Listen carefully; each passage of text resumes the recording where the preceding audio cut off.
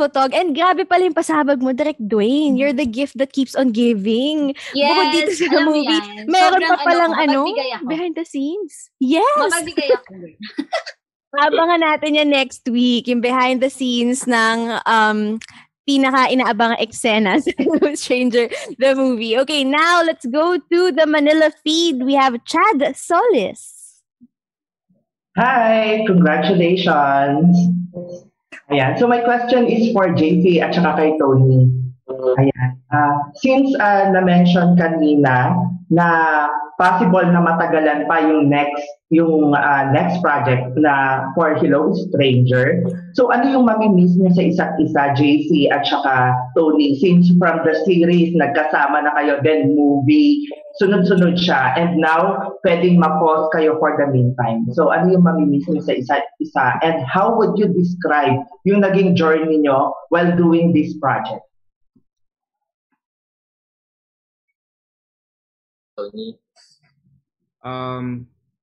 Ang mamimiss ko naman siguro kay JC is gets niya ako eh. Hindi ako masyado na ako kasi naniniwala ako that I don't think everybody deserves to get to see the real you. You know, how you treat your family, how you treat your closest friends. I don't think us being in showbiz, I don't think that's a privilege that we should be showing everybody, just because we always have to keep a little bit to ourselves. But I can honestly say with JC, I was able to share that side of my world with him. So he understands me, he gets me.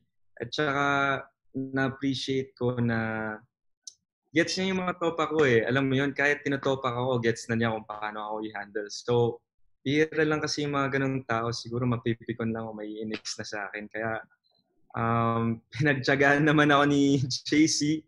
Kaya sana sa susunod na magiging partner ko, pasensya ka na at sana naman kayahin na lang nila si JC at intindihin na lang ako.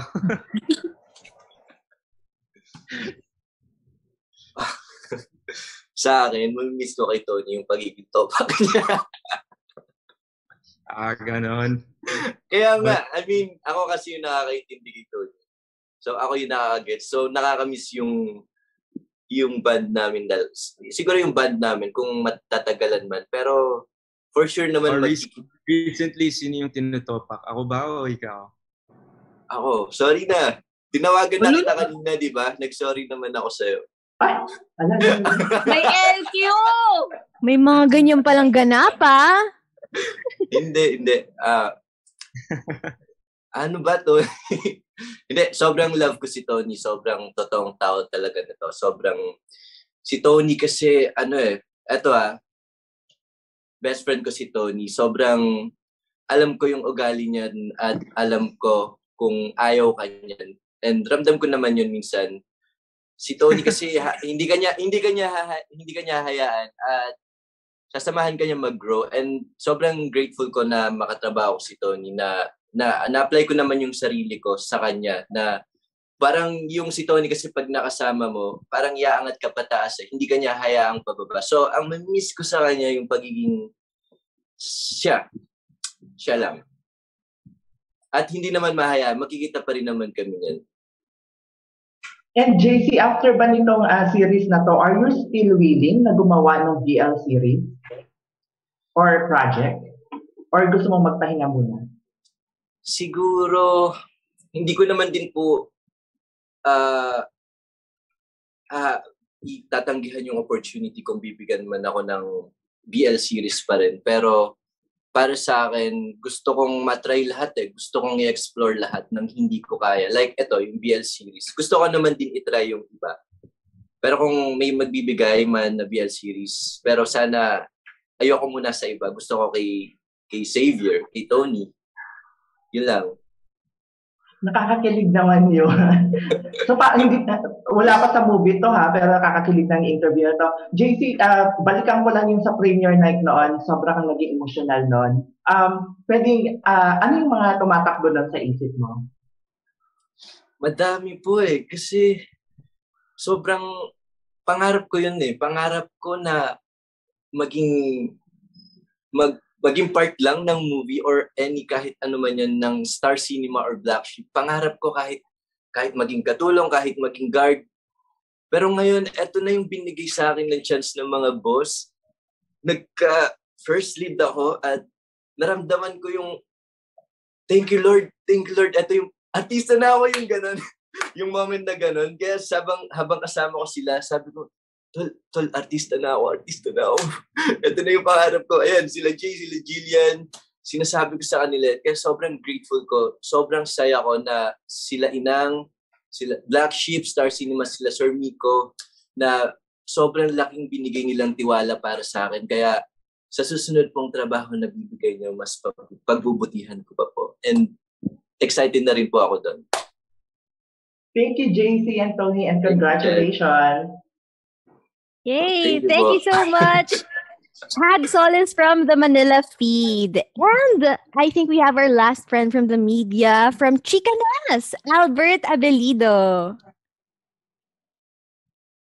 Hey! Mabuhay! Congratulations, team!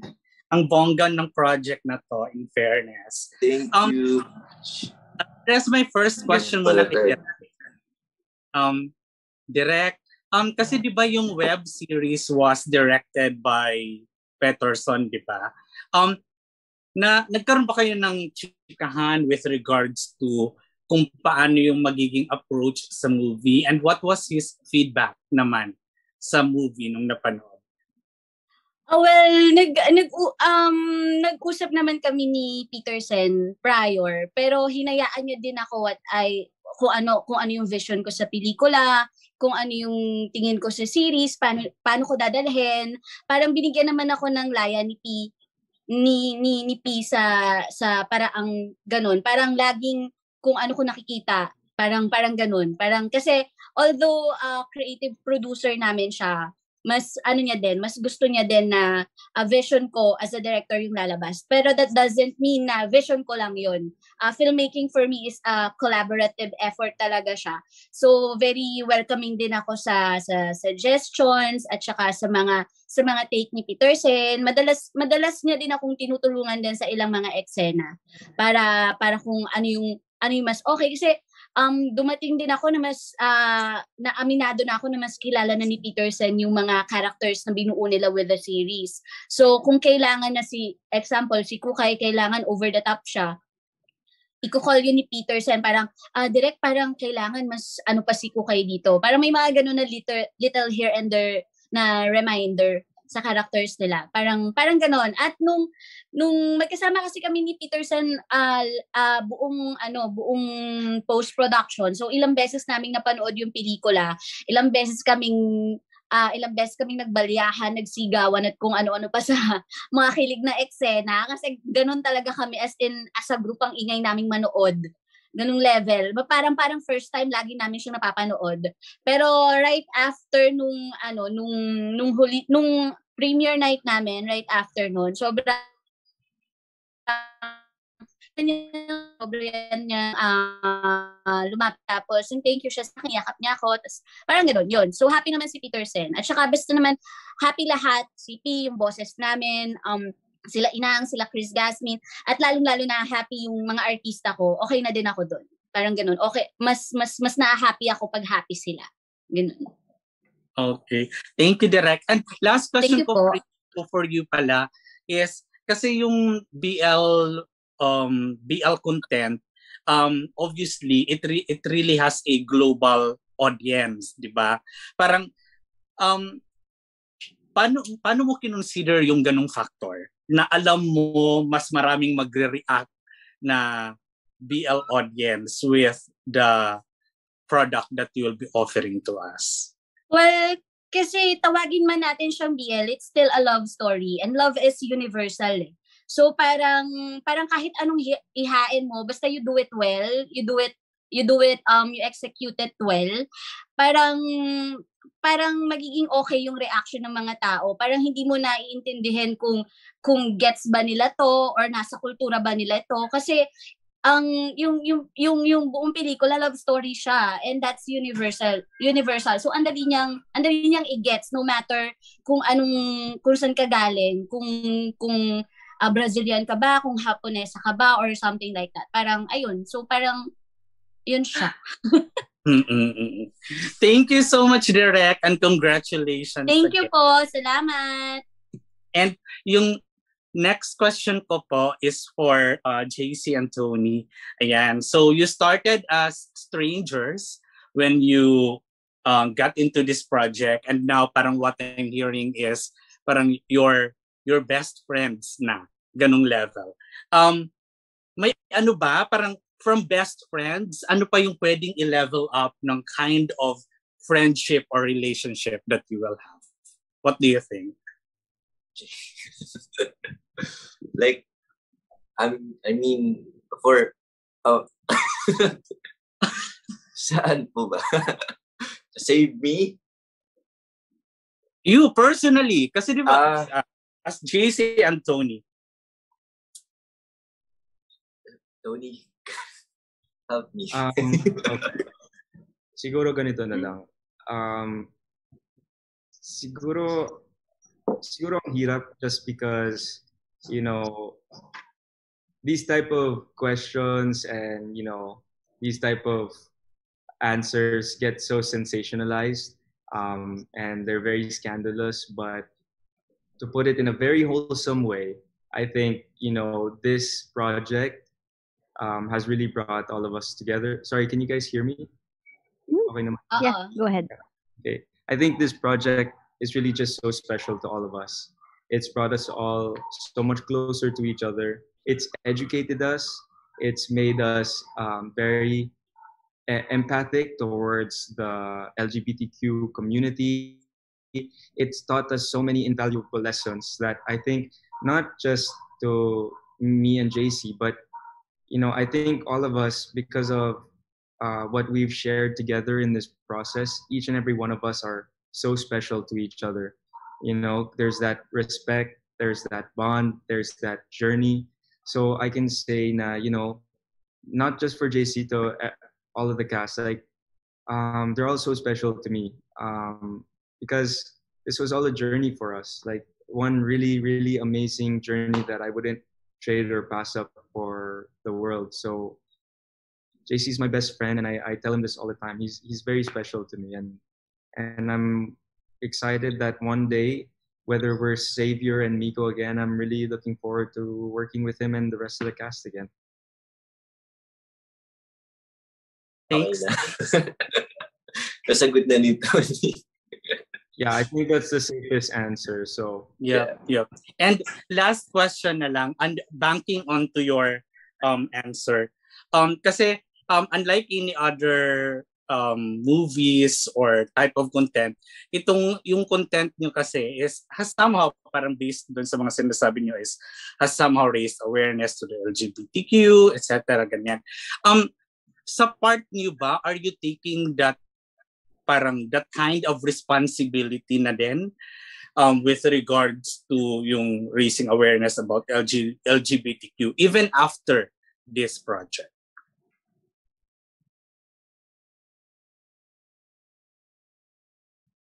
Okay, guys. Yes, on taking responsibility for representing or empowering, then supporting the LGBTQIA+ community. Yes, oo naman po. Kasi meron din akong family like LGBT, lesbian siya. Nararamdaman ko yung pag-discriminate niya sa kanya kasi yun yung lagi kong kasama. Nafe-feel ko yung takot niya sa tao, yung panglalait sa kanya, na bakit kailangan ganito, bakit kailangan sila makatanggap ng ganitong, nasabihan ka, tomboy ka, wala kang ganon. So, mas nasasaktan ako yung umaaway sa mga nagsasabi sa kanya ng ganon. Kasi mahal ko to eh. Anong pakialam nyo kung ganito siya? Bakit kailangan nyo siya ganituhin? So, sabi ko, nung binigay sa akin tong role na to, para sa kanya to, gusto kong someday na lahat ng tao maging open-minded. Wala nang ganitong mangyayari, respetuhin na lahat. Kaya, yun, mahal ko kayo. Lahat ng LGBT community, sobrang mahal ko kayo. Okay.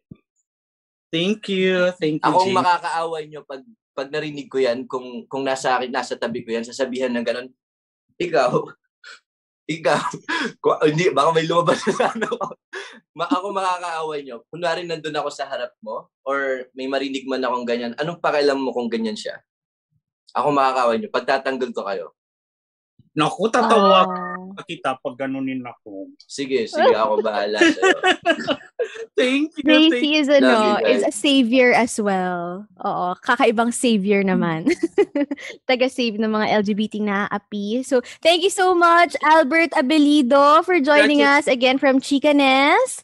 And thank you to everyone who joined us dito sa Hello Stranger Thanksgiving MediaCon. So before we say goodbye, of course, we'd like to encourage everyone to please watch Hello Stranger, the movie, on the following platforms: ktx.ph, iWantTFC, TFC IPTV, Signal Pay-Per-View, and Sky Pay-Per-View. And you can get your tickets to solo.to/Hello Stranger. And of course, we want to encourage everyone to watch it on the official platforms. Meron ba sa inyong guys gustong mag-say ng short message about this, the importance of watching it sa official platforms? Anyone?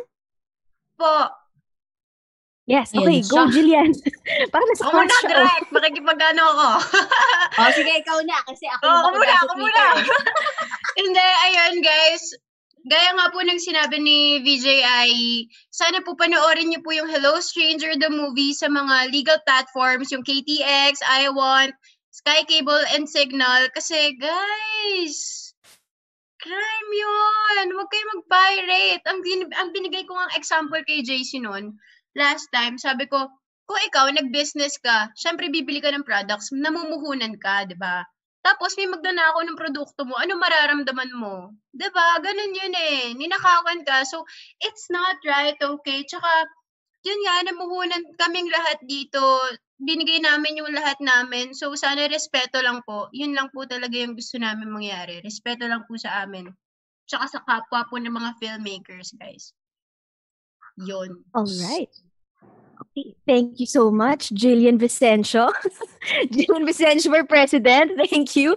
And syempre guys, again, we're inviting everyone to get your tickets sa ktx.ph, iWantTFC, TFC IPTV, Signal PPV, and Sky PPV nyo. Pwedeng mapanood, and yung tickets available sa solo.to/Hello Stranger. And of course, konti lang naman yung mga ganyan. Syempre, karamihan talaga. Grabe yung suporta, and we really want to thank each and every one of you for, helping Hello Stranger, the movie, break records. Again, yung premiere night, it's the most attended virtual premiere night on KTX, equivalent to 3 Full House cinemas, and now it holds the record for the biggest movie opening weekend on KTX. Maraming salamat sa sold-out premiere night. And of course, the series is the most watched Filipino BL series. Now it's a movie, and ito yung first ever na ABS-CBN Valentine offering na BL yung theme. So maraming salamat for